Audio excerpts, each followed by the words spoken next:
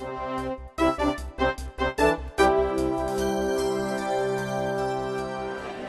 part of the red team, the Southern Instant Command.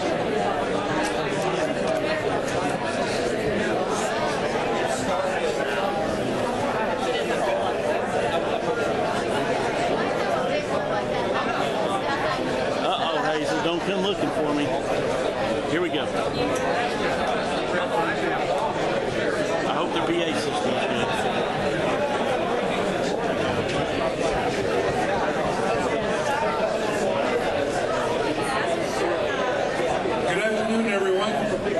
Thank you so much for coming out. I was told to prepare for about 50 people. It's a hard 50. Thank you so much for coming out today. First of all, I'd like to thank the staff of the Southwestern Community College for providing facilities and helping to set up the room. In particular, I want to say thank you to Paul Wolf, Jeff Marley, and Lynn Kirkland. I'd also like to acknowledge some dignitaries in the crowd today. You can just do the one-finger salute here if you want. I'd like to introduce David Breedlove, the Swain County Emergency Management Director. Ben Bushyhead, Swain County Commissioner. Jason Gardner, the Chief Deputy for Swain County Sheriff's Office. Sergeant Green from the North Carolina State Highway Patrol. Chip Hall from the Jackson County Sheriff, David Monteith, Swain County Commissioner, Greg Brooks representing the Nantahala Ranger District for the Forest Service, Phil Carson, the Chair of the Swain County Commission, and Chris Cooper, the North Carolina State Forest Service. On the sheet that you folks received when you walked in, the update, there's a phrase on there or a term on there you might not be familiar with, chains. We talked about distances and chains. Get your pencils out, folks. A chain is equal to 66 feet. Okay? So, just to let you folks that don't work in the woods know what the heck we're talking about. And without further ado, I'd like to introduce Mike Dewitt, who is the Incident Commander for the Southern Area Red Team. Mike will be giving you an overall on the situation. Afterwards, we'll have a short question and answer period. And then when we're done with that, we have several people that will be standing at the different maps, and we will attempt to answer as many of your questions as we possibly can. Okay? So, without further ado. Good afternoon, everybody. Appreciate the great turnout. This is tremendous, and what a good-looking group. We just wanted to pass on all of the thanks back to you folks for the appreciation that we've been receiving on all of the efforts that have gone into the firefighting in this area. I'm going to start with just kind of an overview of the general area, and then we'll get into some specifics on the two fires that are here closest to Swain County, impacting it, and what we're here responsible for. I'm an incident commander for an incident management team that's brought in whenever we get those evacuations on a daily basis so that we can try to get all of those lifted and let folks back in. Yes, ma'am. Yes, I'm sorry. Let me just repeat what the question was. How are the evacuations looked at? And we're looking at those on a daily basis for the Boteler fire over in Clay County. We lifted all of those yesterday or last night, and then we'll recommend that to the counties, and the counties are in charge of lifting those evacuations, but we're tied into them hour by hour. Yes, ma'am.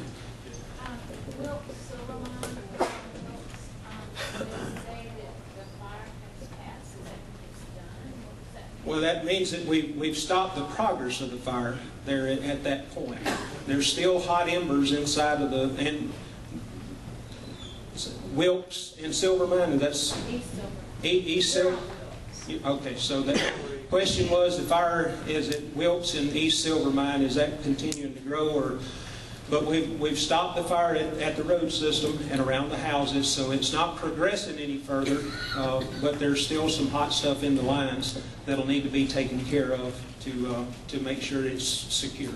So are there people at the structures? There's not, we don't have enough people to go to be at every structure, but we've got people that are responsible for individual sections of the line, and they're doing, we call it patrolling and mopping up. And they're working in those areas, looking for areas of heat or smoke and getting things secured right around the structures. I know that there are people at their homes there now. Is there any way that we can get in to see our home, or is that? Well, we're trying to keep as many people out of there just because of the fire traffic that we've got. But we can let folks back in there to their homes. We just need to work together with the Sheriff's Office and on the evacuations. This gentleman right here, and then I'll come to you next. Got to really brag on you guys how you saved all the houses and stuff like that around. But it's a lot of this stuff. I talked to a Forest Service lady from Illinois up on top of Winding Stairs the other night. I asked her, I said, what's these boom booms going on? She said, dry thunder. Hey, I'm almost 70 years old. I ain't never heard nothing like that. Right. No, except in a Zane Gray Western. Yeah. But, I mean, when it's going to stop? I mean, Forest Service got something stopped. Your firefighter got something stopped at the bottom of one mountain. Then there's a area there. And then 2 days later, you go down 4 mountains down, and they set that again. When are they going to quit setting them? Are they going to burn every ridge in this whole area before they quit burning? No, I know they've been setting some of them themselves, you know. I mean, that's... No, sir, we're not intentionally setting anything on fire just to burn it up.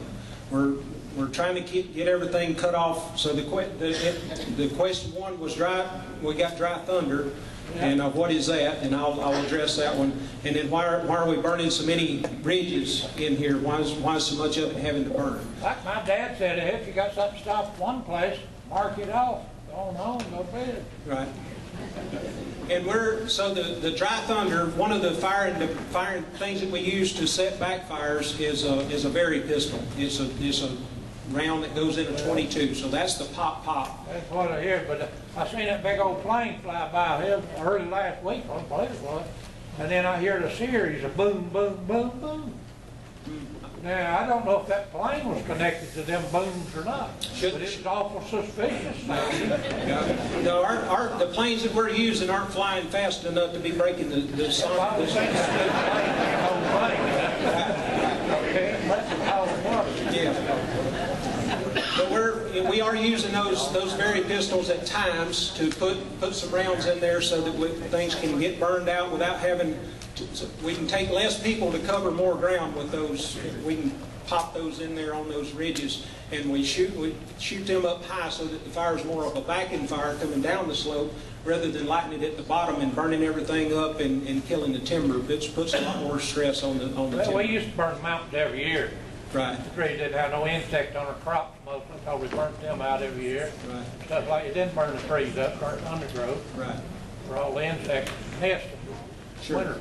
Sure. So this has been needed for a while, but man, it's sure enough bad when you can't breathe good.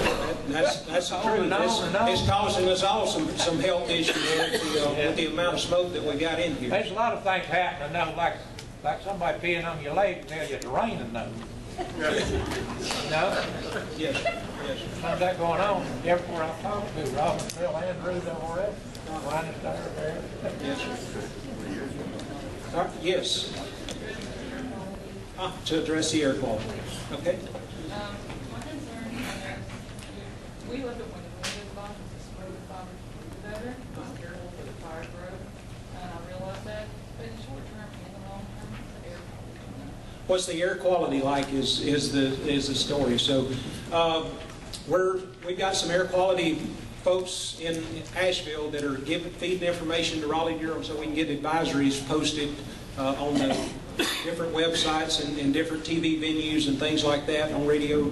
announcements so that the public can be aware.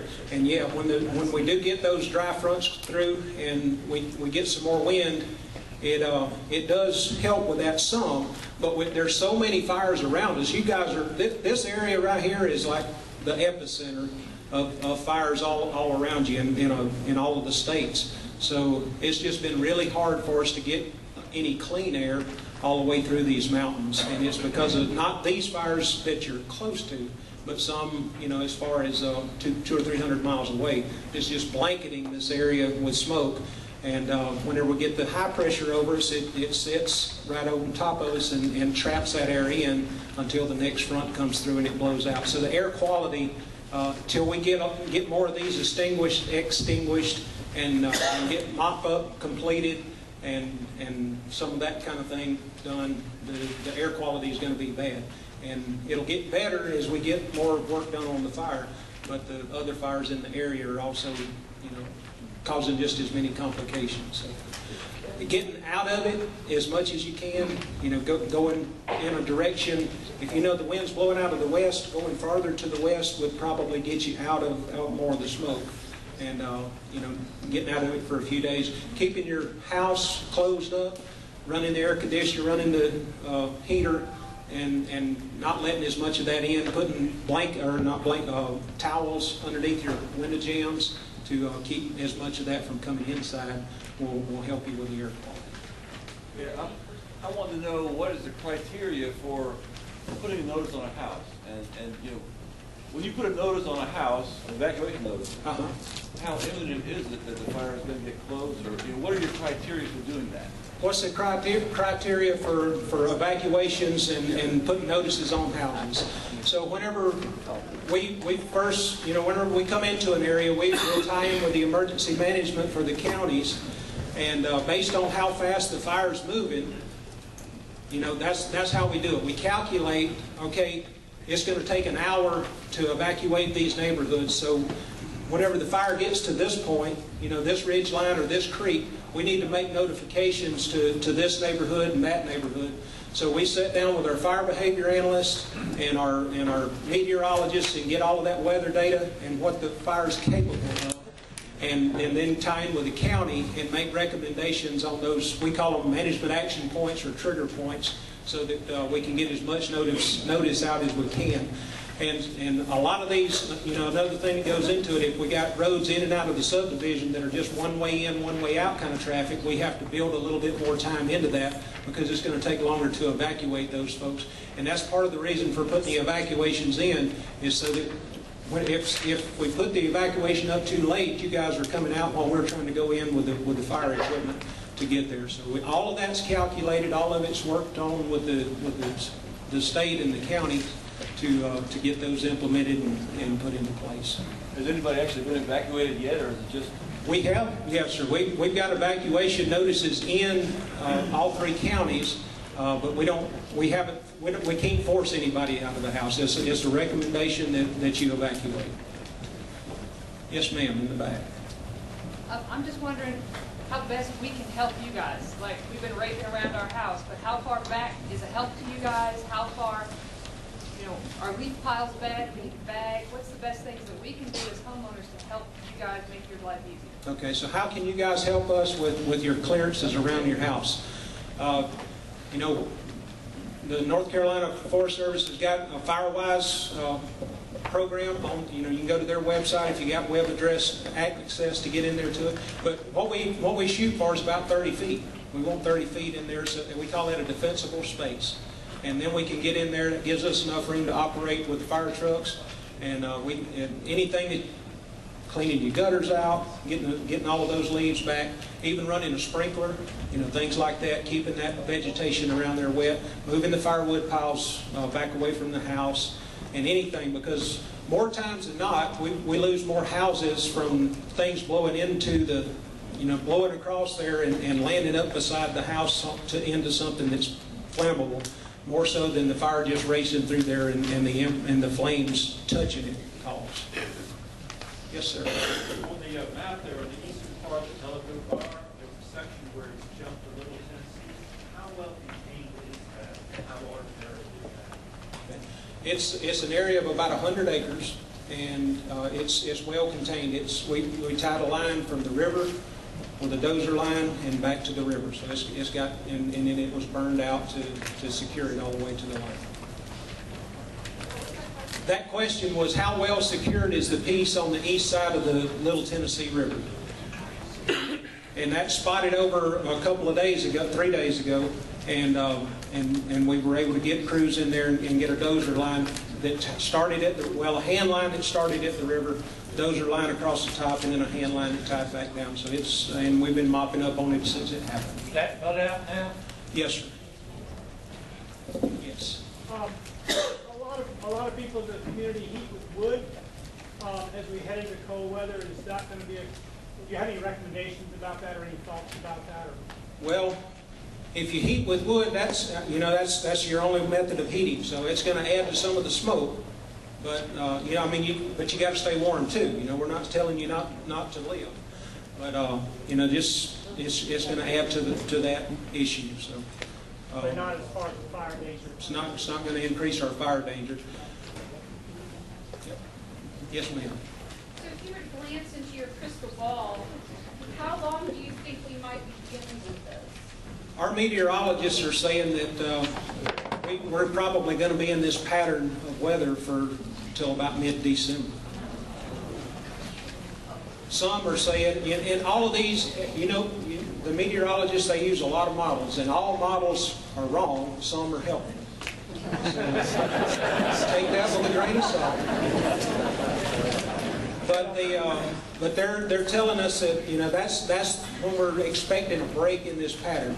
The jet streams and ocean temperatures and all of that thing, you know, that they use to calculate that. And some are saying it's going to be a drier than normal winter, and we may not get what we call a season-ending event. They run some of those models the other day, and they're not calling it a season-ending event. Would be considered 1.5 inches of rain at a given event. So one front or one session of rain coming through, and they're saying that could be as far out as March 1st before we get 1.5 inches in that one event. Now we may get 3/4 of an inch out of this one and 3/4 of an inch out of that one, but that 1.5 inches is what they're talking about. Question for you. Maybe going back to some of the models from Yellowstone or others, do you have any research or data that would show an adverse impact upon grazing cattle and herds? For this area around here? For the fallout from the smoke and all that, because that has an adverse effect on grazing cattle.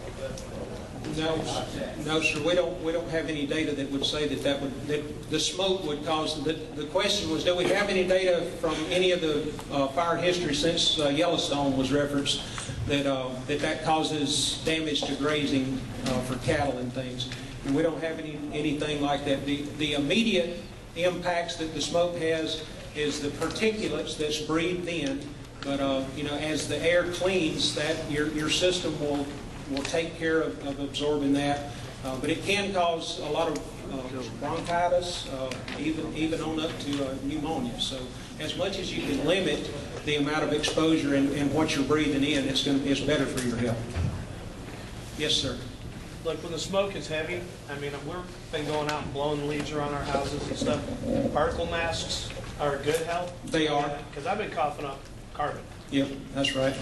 So the question was, are the masks that you can buy, are those helpful? And they are, because the particulates out of the smoke that really cause you the most damage are the smallest ones. And the smallest ones are the ones that go deepest into your lungs. So the more of those that you can prevent, the easier it is for your body to process the others and cough them. So, like N95 to N100 masks?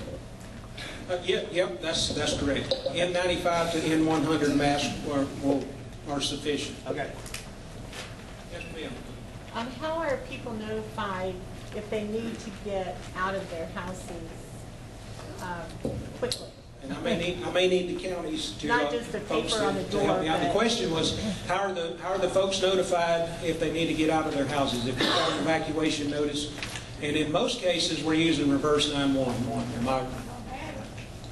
I'm sorry? You don't have reverse 911 and you're in Swain County? Okay. We've been, the sheriff's office has been doing door-to-door notifications on the areas that were recommended to be evacuated. So everybody heard that. The one where we don't have the reverse 911, they've been using door-to-door notifications to make sure everybody was notified. Way in the back. Yes, I was wondering, once an evacuation is lifted, how often will that area be patrolled? So the question was, how often will it be patrolled after the evacuation is lifted? And we're going to be patrolling all of these fires until we get rain. There will be some, that workforce will diminish over time as we get more and more that the area is mopped up and there's less smokes to have to deal with. But we'll be doing patrol on these areas till we get significant rain. Yes, ma'am. Mopping up. What is mopping up? So that's, we'll go out there with our fire trucks and hand tools, and we find those hot embers and we mix them with dirt and water and extinguish the smokes. Yes, sir. What kind of support can we give to you as a community, like water, food? What can we do for the firefighters?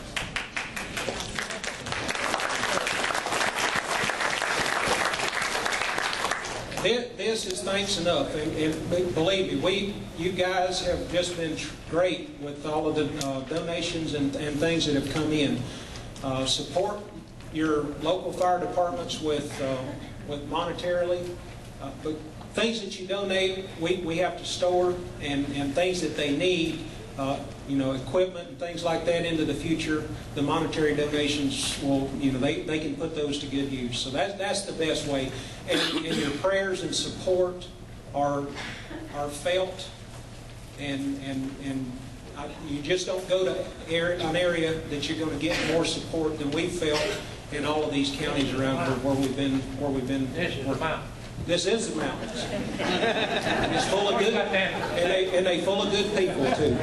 How many firefighters, if any, have got hurt? So far, we've only had 2 minor injuries out of all of this. Days, weeks. These guys that are based here, they've been working in this stuff for, they've been doing this for 3 or 4 weeks. Smoke inhalation or something else? We had one that slipped on and had one of the axes of Pulaski in his hand and cut him. Needed a couple of stitches for that. And then we had another guy that fell and busted his lip and had a couple of stitches for that. So all in all, for the amount of exposure that we've had, that's amazing, isn't it? Folks are paying attention to what they need to. God's watching out for you. That's right. And we appreciate all of those. A lot of prayers. Yes, ma'am. I'm curious, where are the crews from? We have got crews, or we got people, not all our 20-person crews, but we got 42 states, I believe, represented here. All the way from Alaska and all of the continental United States.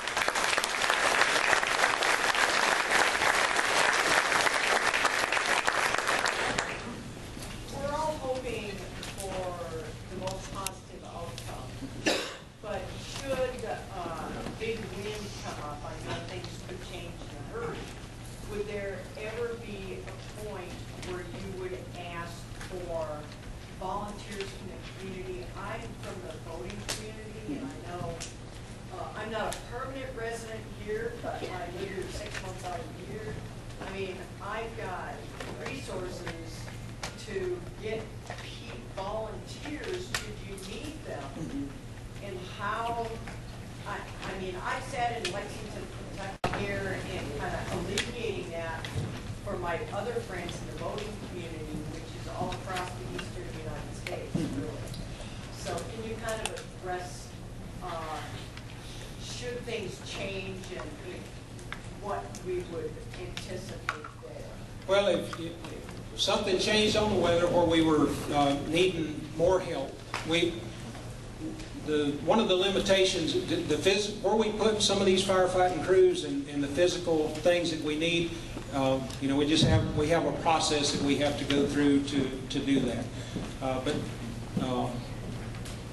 if that need comes up, there's a whole process for raising your priority and how much resources that we get in here. So we're well dialed into how that works, And you know, the best thing that you can do, help us get information out.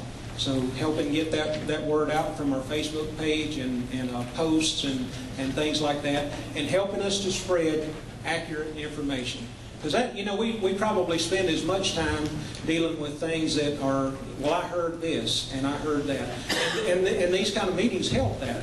But as much as you can help us spread factual information, that takes us from having to do that and being able to focus on the firefighting stuff that we need to from support. I think we have time for one more question, and then we'll break out into around the maps, and all the people here will stay to try and answer as many questions as thank you. I'm going to ask a question about the benefits of having FEMA support. Well, so far we haven't gotten any, none of these fires are FEMA funded. These are all either North Carolina Forest Service or the U.S. Forest Service funding, except what the counties have experienced a lot of expense in paying for their folks too. Some of the, you may hear that there's a fire management grant that's been applied for, and those mechanisms are in place for fires that are threatening a lot of structures and things like that. But so far we've not used that mechanism. So, and I had the question I was going for is right there. That's okay. Once there's been a backfire around your house, how safe is your property then? Well, it's safe until it gets another coat of leaves on it, you know, and then it's possible for it to burn again. Now, it's not going to burn as severe, and it's not going to burn as rapidly. But there's a potential there if there's any burnable thing on there when it's this dry, especially. Because most of the fire, I mean, the backfires are all low. Right. And there's still a lot of timber. Still a lot of trees, and the trees aren't adding to the fuel, but it's the leaves that are on those that's our biggest concern. And just so that we can address the highway stuff, the DOT is here, and you want to address that one? What was the question? When is 19 going to be closed past today? Yes, probably. Are they letting business owners in? I know they're letting residents in, but are they letting business owners in? Right now, it's open to local traffic, no through traffic. Business owners, I just don't know if you'd be getting in the way of the firefighters going up to your businesses. We were actually on our way to go take a look at it, and we got called to come over here, so we hadn't even got a chance to look at it yesterday. But most likely, we're going to have somebody from our geotechnical department come in tomorrow and assess the slopes out there to see how stable they are right now, and we'll make a better, more informed decision at that point. Probably not open today for through traffic. I think that's to follow up what she said, that rock falls right there past out North Center. Right. Do you have any idea when that will be stabilized? That's why we're going to have somebody from our geotechnical department come out. That's not all tied in together. Yep. All right, and the thing, you know, all of that stuff burning in there on that face, it burns roots and things that are secured, have been securing those rocks for a long time, and so then once that rest that they had to hold them in place gets burned out, then those big chunks can come down. So they need to do a good evaluation before we open up the highway, and we're going to do everything we can to get it opened up as soon as we can. Well, folks, I appreciate you, the great turnout, and you coming out here and being patient with us.